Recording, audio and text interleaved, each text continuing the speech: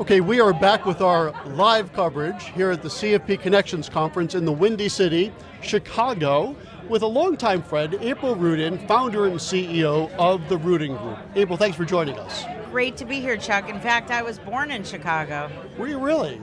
Okay. Yep, so happy to be back in the Midwest. I absolutely love Chicago. In a former life, I was a fundraising consultant, and one of our clients was the Chicago Botanic Garden, so I was here once a week for like 2 years as a young guy, 22 years old, and it was just fantastic. So you know the pizza and the hot dog scene.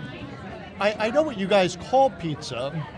I'm from New Haven, Connecticut, so, you know. Well, I'm actually from Detroit. We have Detroit-style pizza, but that's not what we're here to talk about. No, it's not, but it is delicious.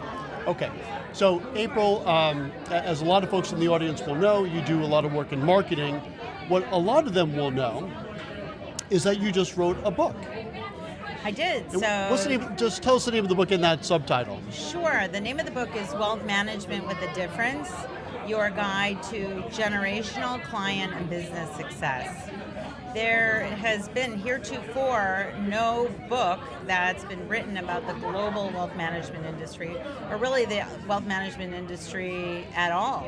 There's a few books and plenty of books on investments, portfolio construction, ESG investing, which might be thrown away now, but there's really been nothing that really is practice management focused and has an overview of what's happening in an industry that's changing so quickly. Yeah, I know we were talking about that off camera, and I'm shocked that there has not yet, up until now, been a book about what I think is one of the most interesting topics in our industry, which is the practice management side of this.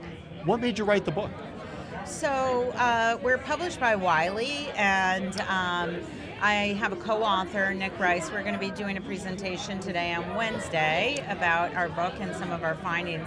But we actually interviewed 80 global leaders, and that was no small task, just to really get their learnings and their insights in 9 different practice areas, including retirement, wealth tech, ultra high net worth, family office, all the regular areas that you would think about, but insights from 80 people all around the world. Well, that's awesome. So I'm sure they were all great and interesting in their own way, but who comes to mind that you want to share a little anecdote about?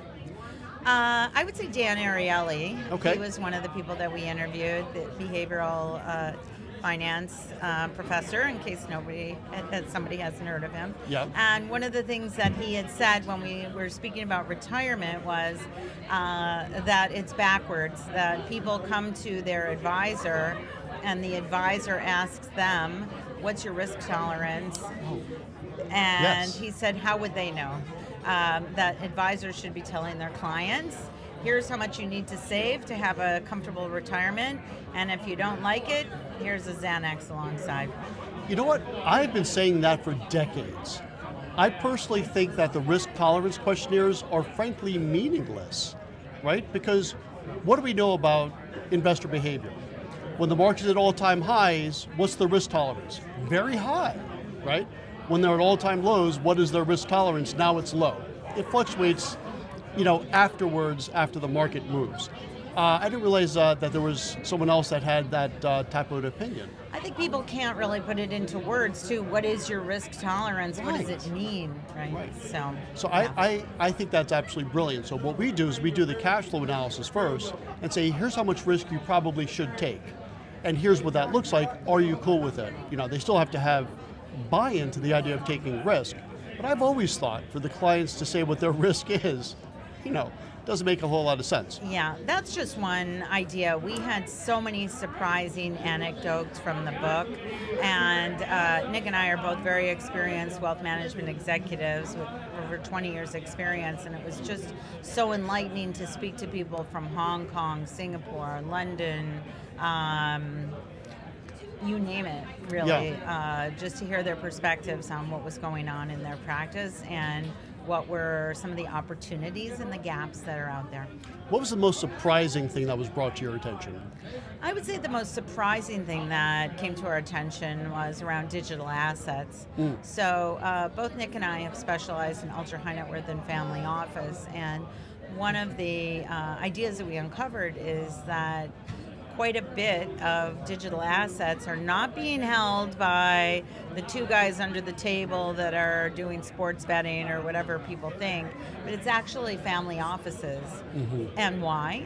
Of course it makes sense, because patient capital, they want to get their next gen involved. And so I would say that was a surprising finding in talking to people about the book. All right, real good.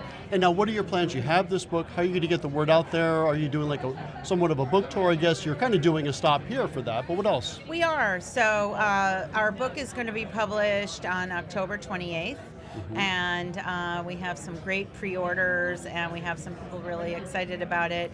Nick and I did one tour in the UK and France, and I have another trip planned to the UK in the beginning of November. I'm also going to be speaking at Money 2020 on a topic near and dear, another one of our findings from the book, but I don't think you need the book for it, on opportunity with female investors and why firms really don't know how to talk to women, but you know how to talk to women. Yes. In fact, it's amazing to me that there are still some advisors that don't realize that's such an important part of the market, and a huge part of the wealth transfer. So another idea that Nick and I, or a myth that we sort of busted, is about wealth transfer. I started my firm 17 years ago talking about the wealth transfer, and the wealth transfer actually has not happened.